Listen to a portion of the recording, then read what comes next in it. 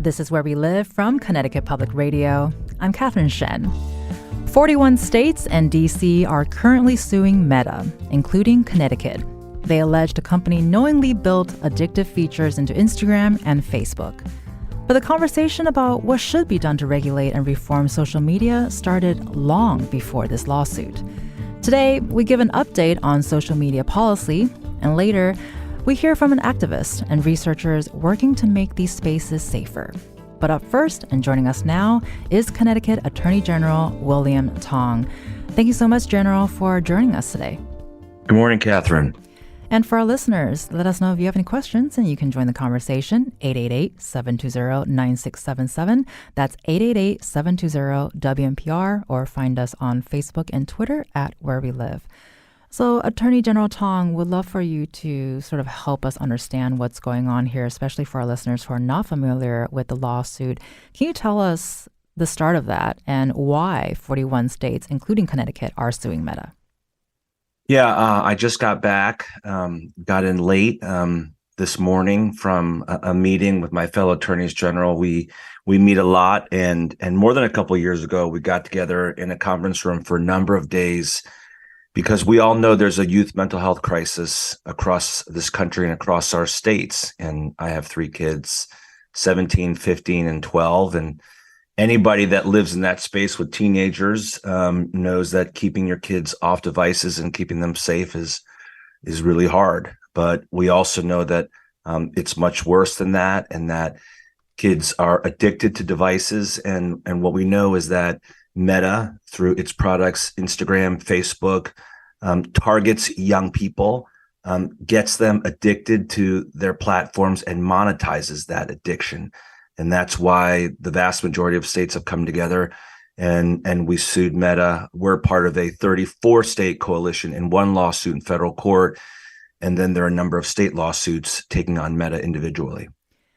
And so as this process is ongoing, in your opinion, is Meta knowingly being harmful to its users? I know the lawsuit states Meta's recommendation and algorithms encourage compulsive use, which Meta does not disclose. So what are you finding from speaking with your fellow attorney generals as this is going on? Are they knowingly being harmful to users? Not only do they know, but this is part of their business model and their strategy. And then they're lying to us about what they're doing to protect us. So, for example, one of the most shocking things we learned is that the developer of the technology known as infinite scrolling. So what is that? Well, I have my phone in front of me, and if you just keep scrolling on Instagram, you don't have to change pages anymore, right? Not like on a website, you can just keep scrolling. The developer of infinite scrolling called that behavioral cocaine. They know that it's highly addictive. That and what they call haptics, devices to keep you engaged, pings, buzzes, notifications, the near constant stream of notifications. All of that is designed to keep you on platform. And then, of course, the algorithm, right? There's this big discussion about AI. Well, algorithms and machine learning on social media are nothing if not artificial intelligence. And what they know is to keep you engaged, they've got to keep, the machine has to keep sending you ever more controversial, shocking content that often takes you down a very dark rabbit hole and causes very severe mental health problems. Well, and to equate infinite scrolling with behavioral cocaine is very, very powerful and strong. And you've also talked about, or you've compared Meta to big tobacco as well. So What do you think it's going to take to break the cycle of addiction when it comes to social media?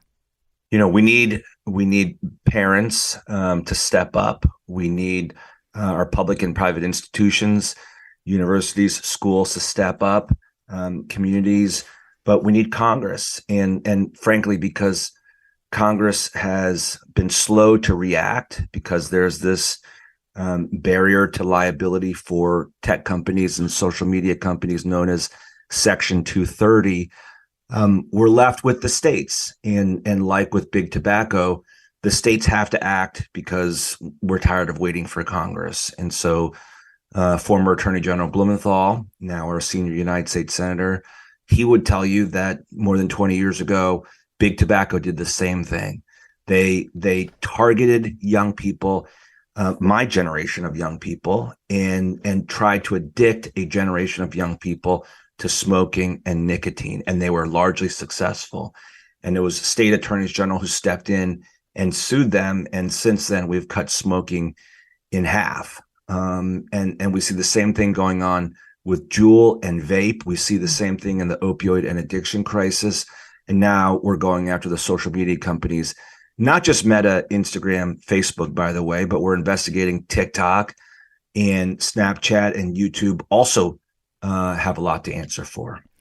And we'll be diving deep into this today and talking about social media, how it is here to stay. So what are you hoping Meta will do to change its platforms to become safer, not just for youth and teens, but really for all users? I'm hoping, first of all, that they're going to follow the law. And, the law says you can't have kids under 13 on your platform. That's federal law. They fail utterly to do that. There are tons of kids under 13 on the platform and on many other platforms. And I hope they'll finally acknowledge that they target young people and the harms. My 17-year-old and my 15-year-old are two young women in America today, right? And this is a really tough place to be on Instagram for a young woman in America. And what we've seen and what Instagram and Meta knows is that there are so many young women in particular who get on there and they start innocently enough looking at, celebrity photos or content or videos or reels about beauty products or fitness, but it doesn't take long for the algorithm to take you down a dark hole into images of people that are unnaturally fit or who have eating disorders. And then we know that this has led to bad body self-image, to depression, self-harm, and worse. And you mentioned earlier that, you hope that Meta will follow the law. We've been talking about the potential addiction of infinite scrolling. And now you just mentioned, a lot of image issues with young people in general. Are there specific things that you feel can or needs to be eliminated from these platforms, content-wise or regulatory-wise? I should revise what I said. I don't hope. We're going to make them do this. And part of this litigation is to compel them, after frankly years of trying to convince them to change the way they quote unquote moderate content and change the way the algorithm works. We're going to have to force them to do it. And it's too early in this lawsuit to know exactly what those commitments are going to be by Meta and other companies, but they're going to make commitments to keep our kids safe. And if that means altering the way that infinite scrolling works, if that means stronger protections to keep kids off of their platform. For example, Meta says, well, we would support federal legislation to restrict access to, let's say, kids 16 and under, or even have a conversation about people up to the age of adulthood, 18 and under. They can do that voluntarily now. They don't need to wait for Congress. They don't need to wait for a lawsuit. They need to act now. And if they don't, we're going to make them.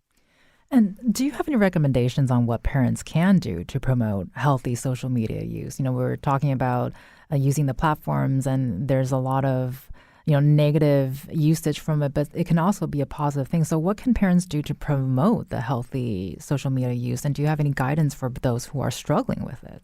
I can only tell you what we do as parents, and it's really hard. It's a constant struggle. Number one is recognizing that this is an addiction. It's real. That we as parents and adults are addicted. Catherine, I told you a quick story that I challenged the reporters and camera people at the press conference announcing this lawsuit to stay off their phones until the end of the press conference.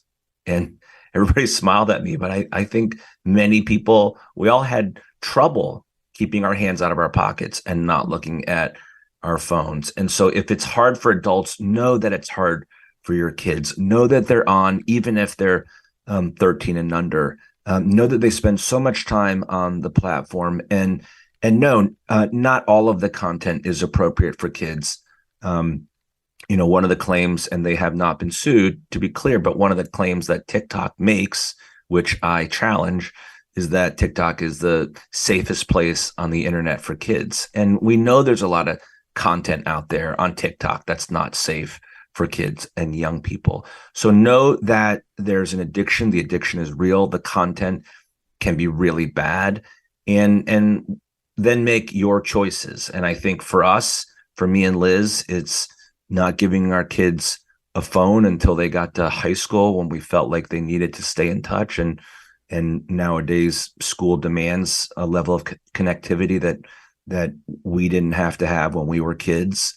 And then, of course, trying to limit their screen time throughout the day, and make my 12-year-old go outside and throw rocks and play with sticks and, right. take a walk, all the things we did as kids.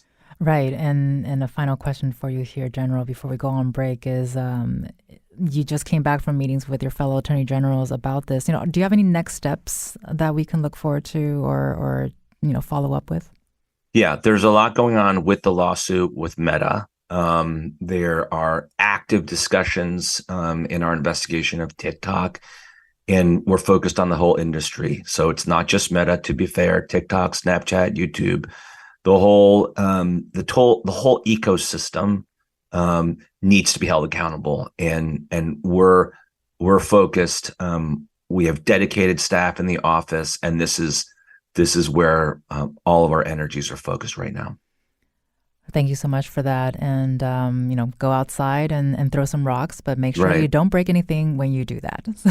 Well, thank you so much. You've been Thanks, Catherine. listening to Connecticut Attorney General William Tong. I really appreciate your time being with us here today. And coming up next, when it comes to social media reform, it's often the parents that are screaming out for change. But some young people are getting involved and saying they want those changes now. We hear from 21-year-old activist Emma Lemke coming up next. And you can also join the conversation, 888-720-9677, or leave us a comment on Facebook and Twitter at Where We Live.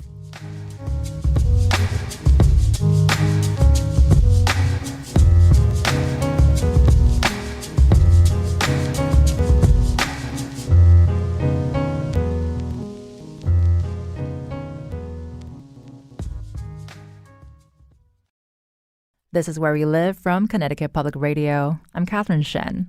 In recent years, there's been a push to regulate and reform social media. Some people claim that these apps are harmful to young people and children. Joining us now is 21-year-old Emma Lemke. She's the founder of the Log Off movement. It's a youth-led organization committed to helping kids, teens, and young people build healthy relationships with social media and online platforms. In February, she testified before a Senate Judiciary Committee hearing on child internet safety. Emma, welcome to Where We Live, and thank you so much for joining us today. Thank you for having me. And for our listeners, you can also join the conversation. Let us know if you have any questions, 888-720-9677, or find us on Facebook and Twitter at Where We Live. So Emma, can you talk about when did you first start using social media, and when did your personal struggle with social media start? Yeah, that's a wonderful question. So I got my first social media app, Instagram, at the age of 12. And I, ironically, at 12, was one of the last in my friend group to get on. So I remember seeing all of my friends and their attention get pulled down from communicating and engaging with me in person to their screens. So in my mind, I thought that there was something so incredibly magnetic and wonderful that I was missing out with online. So when I begged my parents and eventually they caved, I got on Instagram and began spending, 5 to 6 hours every day scrolling, feeling as though the world is at my fingertips, following everyone from, Olive Garden to Kim Kardashian and the likes. And I do think that for the first month, it did feel like magic. It felt like I was constantly connected. I was able to post about myself, communicate, express myself in a new and genuine way. But then after about a month, I think that supposed magic wore off, and I realized that I was kind of living and engaging with a mirage, a company and a platform that, was predicated on maximizing my attention at the cost of my well-being. So what that manifested and resulted in was hours scrolling mindlessly through that feature that was mentioned, the infinite scroll, quantifying my worth through likes and comments and followers, and feeling that really negatively impact my sense of self, lead me towards depressive spirals. And then specifically as a young woman, being fed through the recommended and recommendation algorithm content that they knew would keep me on, but did not really benefit me in my well-being as a young woman, specifically dieting ads that led me towards restriction. And all of that being said, it didn't go away. It worsened over time, but I didn't feel as though I could detach because I was so heavily addicted to my platform and to my device. And that lasted up until the 9th grade, until finally I reached a breaking point, and I had to ask myself how I was allowing these apps and these platforms to control me, and what was really going on to lead to that loss of control, that loss of agency, not only for me, but for my entire generation. And as we talked about this a little bit earlier with General Tong about how it is very difficult to really regulate yourself on these platforms, and you said it yourself just now too. You know, it's really easy to just be on there and just scroll for several hours. So when you realized what was happening, did you feel like you could stop using social media? Because I know a lot of people say, well, just stop using it, but it's really not that simple. Oh, absolutely not. So I remember reaching that breaking point, but I had so many other moments prior to that, from the moment I got it at 12 to 9th grade, where I said, I want to get off. I don't want to do this. I would delete the app. And then an hour later, maybe even 15 minutes later, it'd be re-downloaded. So it really took for me reaching a breaking point where I felt so broken and dissatisfied with myself, my quality of life, because of my engagement with social media. And what really pulled me out of my addiction, or at least towards, recovery, building better and safer habits, engaging with the material, understanding how I was being addicted, was that pursuit for knowledge, that pursuit of research, and for other teens like me. I wanted to know if I was alone in feeling like I was addicted and couldn't get off social media. Because that's the myth of hyperconnectivity. You go online and you're told that you can engage with anything, anyone. The world is completely there for you to engage with. And I thought that if that was true, I would have found individuals online or elsewhere who would have shown that they also were struggling, that would have shown that they also didn't want to engage fully with all of the addictive features and feel as though that they were a guinea pig generation. But ultimately, when I got off of the platform, started to do my research, that's when I found all of the research, the voices that were emerging, discussing social media's impact on youth mental health. But what I really found was missing was the perspective of young people themselves. I knew that if young people were struggling, if young people were out there who were really upset and had these stories that could propel change, they had to be told, they had to be uplifted, and there had to be a community for young people to empower themselves and each other to go about that advocacy. And you mentioned just now that you had a difficult time finding young people voices, like your reflections of your own voices. Do you think there's an added layer of difficulty here when yours is the first generation to use the apps? Your generation is the digital natives of these platforms, and I'm wondering if that's something that often people forget, that this has been around since you were born. Mm-hmm. Yeah, I think it puts us in a very unique position, because when I started Log Off, I thought I'd be lucky if I got, 5 people who would engage with me, made a website, went on Reddit, as many platforms, to just say, hey, if you want to join, if you want to tell your story, if you want to have these conversations, please engage. And I have engaged with hundreds of teens from around the globe. People have flocked to really be a participant in this conversation, not a passive victim of big tech, but an active agent of change. And I think that's because of our position as that first generation. We feel an immense duty and responsibility to ensure that there are no generations that suffer the way that we did, that there are no generations that go as unprotected as we did. Because as it was mentioned earlier, we have been targets of big tech's consistent experiments to figure out how to addict their users. And that should not happen, specifically for young people, specifically when the cost is our mental health and our well-being. I think my generation fully understands the extent of what that lack of action means.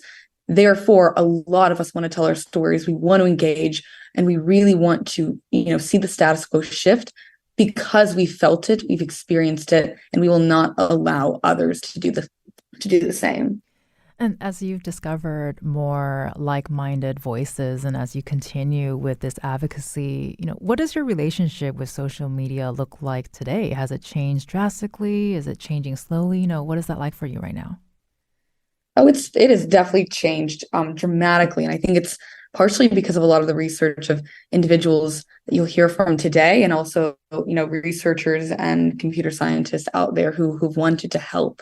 So what that's meant for me is I've had to really work hard with my relationship to increase my tech intentionality, reflect, ask myself very in-depth, reflective questions on why I use social media, when I want to use it, how I want to use it, and be disciplined in that usage. But also, for instance, I take a very different approach to minimizing its harm on my mental health because I'm aware of the infinite scroll, because I'm aware that quantifying my worth through likes and comments and followers hurts me.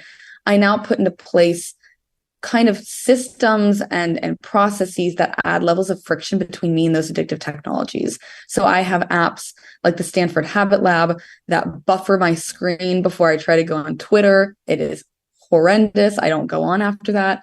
I have apps that notify me when I'm walking, and tell me, it's dangerous to walk while scrolling. I have little reminders that, flip the script and say, we can use social media, we can use technology for good to protect the user, to allow them to engage with all of the benefits and the positive capabilities of the online world. But as it stands right now, there are addictive algorithms, there are addictive practices that are attempting to, maximize your attention at the cost of your well-being. So here are other computational systems, here are other ways that you can engage, but in a safer, user-centric manner. And earlier we talked to General Tong, and he mentioned, from a parent's perspective, one of the things that parents can do is to have these conversations with their kids and figure out ways to protect those users on these apps. And you mentioning several apps that you use yourself for safety. But are there other solutions for protecting not just youth, but everyone on these platforms? Is there anything else you can think users should be doing right now to take control over their online lives? That's an interesting question, and one that I know a lot of individuals are wanting a good answer to. I'd say the first thing right now that can be done from any generation, because obviously my generation and parents are having difficulties engaging in conversations related to building better screen time habits across generations, is having more productive conversations, specifically about why young people are using their screen times, how they feel their mental health is impacted, how they benefit, and working together, both as an individual or with a parent, to maximize the beneficial capabilities of the online world while mitigating its harms.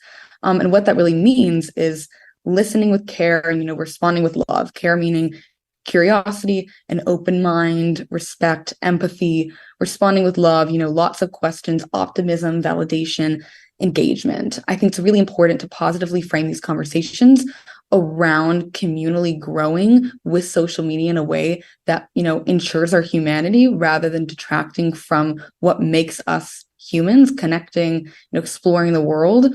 And I think these conversations are either non-existent or they're weighted down by, I think, kind of difficulties with intergenerational dialogue or inter-peer relations. So I always say I go into conversations with that perspective of listening with care, responding with love, and working together with the people around me and myself to critically interrogate how I use social media, how I benefit, and how I can do better. And that reflection goes a very, very long way. And I was going to say, too, reflecting what you just said, we were also talking earlier that we are talking a lot about the negativities of what social media can do for everyone. But there are benefits to social media for users, like finding community or reading up on current events or even just catching up with each other and having these meaningful conversations like you mentioned just now. So how do we balance that with these concerns that you're talking about today? I think that's difficult. And the balance is a continuous process and continuous recalibration. When I go around me and my personal network and I talk with individuals that log off and design it for us, all of the organizations I'm a part of who are trying to protect kids online, we really hone in on finding balance through oneself and building out one's community and network. So for me and for the people around me, that is working individually, like I said, to reflect on one's screen time, to try to put in better habits. But oftentimes it's very difficult because we live in a society where putting down the phone is hard. I see people in class who can't get off it. We are addicted. But addiction and difficulties are always aided by having support and having individuals around you who are also struggling and wanting to do better. So for me and for the individuals that I engage with, balance is a product of finding a personal network and building better habits together, whether that's through a community. Log Off right now is building chapters on college campuses and high schools to aid in finding those like-minded individuals to build community. But really reaching out and finding individuals who can support you in your journey can aid in finding that balance, figuring out how you do benefit from social media, but putting into place productive and conducive behaviors and expectations for yourself that will aid in reprioritizing you as the user and your well-being in a platform and in a system that wants to just maximize your attention and deprioritizes your health. And Emma, you were listening to the conversation with General Tong talking about the states being involved suing Meta. How do you respond to this lawsuit? What's going through your mind? I'm just incredibly optimistic and inspired. I'm a pre-law student right now, so I always believe in the power of the courts. I also believe in the power of the states, specifically in this issue, because only being in it for 3 years since I launched, we have seen such little action and optimism from the federal government in many levels. We've seen many bills move, but kind of get stalled. So to see kind of action move to the states and to move to attorney generals like Attorney General Tong who care deeply about protecting kids online, both from his personal experience and his experience just investigating the issue at hand. It provides great optimism and I think a great note for the future of demanding that big tech make the commitment that he said, that they make the commitment to protecting kids online, to limiting harmful social behaviors and affordances, and restricting the underage usage of minors on these platforms. So I'd say activists around me are very excited, happy, and we think that this is just the beginning of reigning in big tech and really investigating and attacking their addictive model and how they pull in younger generations. And I've got about a minute here left, but I want to ask you, having this conversation, we've dived deep in so many things and we're just at the tip of the iceberg, but we'd love to get some final thoughts from you. What do you hope our listeners take away from this conversation today? I want listeners to understand that this is an incredibly nuanced topic and subject matter as it pertains to getting legislation moved, trying to limit the addiction, the predation from big tech companies on young minors. But ultimately, this is an issue that resides almost at every household, that everyone can see around them. We all see addiction. We all see the need to pull out our phones and to engage, even when people are directly around us or in front of us. So what I'd say to users and listeners is you can build better habits. You can build a better relationship with technology. We're working, advocates are working, attorney generals are working to, protect young people legally. But as an individual, you can take the steps necessary to engage with organizations, to build better habits, and to work with those around you to feel as though you're taking the agency and power back. And I highly recommend that each person today thinks critically about how they engage with the online world, how they want to do better, but also where they think that they benefit, whether that's connective, expressive, exploratory benefits. How do you want the online world to serve you rather than the online world serving its private interest? You've been listening to Emma Lemke. She's the founder of the Log Off Movement, a youth-led organization committed to helping young people build healthy relationships with social media and online platforms. Thank you so very much, Emma, for being with us today. Thank you for having me. And coming up next, we hear from two researchers that are studying social media platforms and their impact on children's wellness and well-being. You can join the conversation, 888-720-9677, or find us on Facebook and Twitter at Where We Live. This is Where We Live from Connecticut Public Radio. I'm Catherine Shen. Today, we're talking about ways to make social media platforms safer for children. These platforms aren't going away anytime soon, and many researchers are still studying the effects they have on young minds. And joining us now is Dr. Michael Rich. He's a director of the Digital Wellness Lab, and he's also the director of the Clinic for Interactive Media and Internet Disorders. Thank you so much for joining us this morning, Dr. Rich. Thank you for having me. And also with us is Kaylee Cruzan. She's a research assistant professor in the Department of Preventive Medicine and the Center for Behavioral Intervention Technologies in Northwestern University's Feinberg School of Medicine. Thank you so much for being here with us today, Kaylee. Thanks for having me. And so I want to jump straight to this and start with you, Kaylee. Are children especially vulnerable to problematic social media use? And can you tell us why that is? Yeah, that's a good question. So I think the answer is yes. So adolescents and young folks have a highly social orientation and an increased propensity for risk taking. They're also at a stage when it's really important to define their identity. So they're going through a lot of identity formation. And so these characteristics may interact with social media use in ways that amplify or increase susceptibility to some of the harmful effects of media. And Dr. Rich, we've been talking a lot about how the lawsuit that the 41 states, including Connecticut, who are suing Meta, who claim that the products, these social media platforms, are addictive. What do we know about the addictiveness of social media, especially around children? Can you help us understand that better? Certainly. We've had a clinic, as you mentioned, for interactive media and internet disorders for over 6 years now, where we have seen hundreds of young people who have gone down the rabbit hole of gaming, social media, pornography, and what we call information binging, which is the endless blogs and YouTube videos, et cetera. And here's an interesting thing. First of all, we do not see this as an addiction. Now, why would I say that? Because it is an inaccurate term in the sense that addiction or social or substance use disorder, as we treat it, requires a physiologic change when using and when withdrawing. And that does not exist in this case. There are behavioral changes, but not biological ones. Secondly, particularly working with young people, the word is so stigmatizing. The word addict and addiction are so stigmatizing that it keeps them from care when it's easier to redirect them in ways that Emma Lemke talked about previously. And so what happens is that these kids have really gotten in deep trouble by the time they come to us.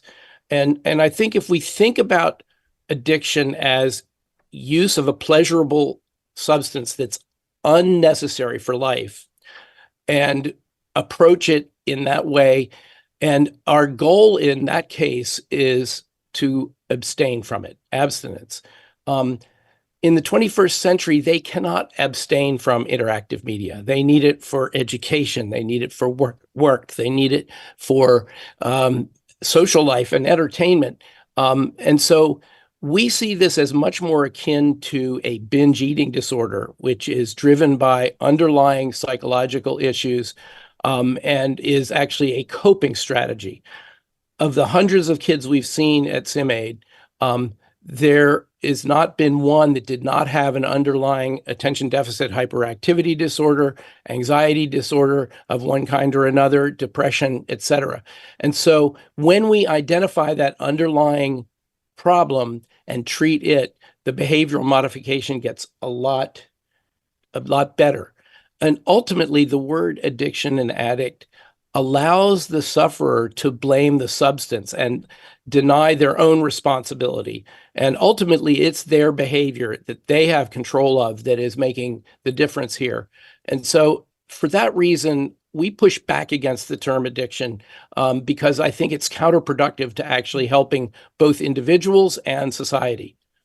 And so, with that framework in mind, Dr. Rich, in your work, you're trying to advance child-centered design strategies. And it seems like, as we talked about earlier with Emma and with General Tong, that these apps are here to stay. So what are ways that these apps can be designed so they're made safer for children so we don't continue the path of not being able to get off of it? Yeah, that's all in the algorithm.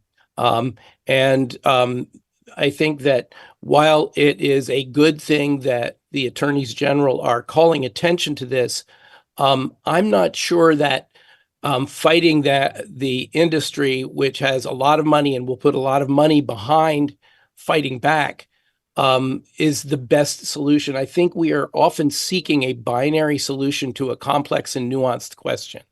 And that what that means to me is, can we use the data we are generating, both in our clinical program, but also in our research programs that I and Kaylee Cruzan have, to feed that back to the companies and say, if you want to maintain your business, you need to not go down the path of big tobacco, which is harmful when used as directed, and actually take care of your consumers, take care of your users, and in ways that will allow them to continue to work with you. And so, Kaylee, on that note, we have watched apps too who try to do some sort of self-regulation, like Instagram for Kids, for example. Can you talk about the actions that the different platforms have attempted to implement to make their apps safer for children? Yeah, and I think I just want to sort of mention what Dr. Rich said is really important. And I think that's, kids do try to regulate their use, right? But the algorithm is set up in such a way that it's set up to make it very difficult for kids to get off. Right. And I know different social media sites have implemented things like moderation efforts or sensitivity screens or these types of tools, which can be helpful, but they haven't been entirely effective. And so in my work, I focus a lot on adolescents and young folks who are engaging with self-harm content on these sites. And we know that lots of young people are exposed to self-harm content even when they aren't searching for it. And so when you have young people who go on these sites with these pre-existing vulnerabilities, these mental health conditions, and they're exposed to this content, we have, it's incredibly dangerous because they may not understand that, this isn't, there's a normalization or a narrative reinforcement effect. And if that makes sense. No, totally. And really quickly here, can you talk about how is that content not flagged? Yeah. I think there are lots of reasons for this. One is that algorithms aren't perfect. And also there are humans behind these algorithms, right, that are flagging some of this stuff on different sites. The second thing is, and we touched on this earlier when Emma was speaking, is that there are benefits to connecting with folks in social media sites, right? So lots of folks go onto these sites to connect with people around self-harm, perhaps because they're seeking help. And so those folks may use different language in order to bypass some of these algorithms that would moderate that content out. So changing up letters or using different language so that they're still able to connect with that community. And of course, that can have some benefits, being able to connect and hear other people's stories and seek out recovery-oriented connection. But also, as we've seen time and again, it can have a negative effect as well, and particularly unwanted exposure to that content. So, Dr. Rich, with that in mind, we've got about 30 seconds left here, but be interested to hear, with your conversations with the younger people, what are some, are you surprised by some of the things that they've been telling you, or are they pretty close to what we've been talking about today? They're quite close. I think that ultimately the problem with the algorithms that we were just talking about is that they are not tuned for the wellness of the user. They are tuned for ultimate clicks, ultimate eyes, ultimate time. And actually back in June, we proposed to the industry an inspired internet pledge that tunes for emotional wellness, that listens to those who have been hurt and responds to that and change in response to it. And thirdly, that they should start to share data between them about how these kids are affected, how interventions. Well, I apologize. I design. actually have to cut in. We have to Okay. end this program now. But thank you so much, Dr. Michael Rich, who's the director of the Digital Wellness Lab. And you've been listening to Kaylee Cruzan, who is from Northwestern University's Feinberg School of Medicine. I'm Catherine Shen. Today's show is produced by Tess Terrible. Our technical producer is Kat Pastor. Download Where We Live anytime on your favorite podcast app. And thank you so much for listening.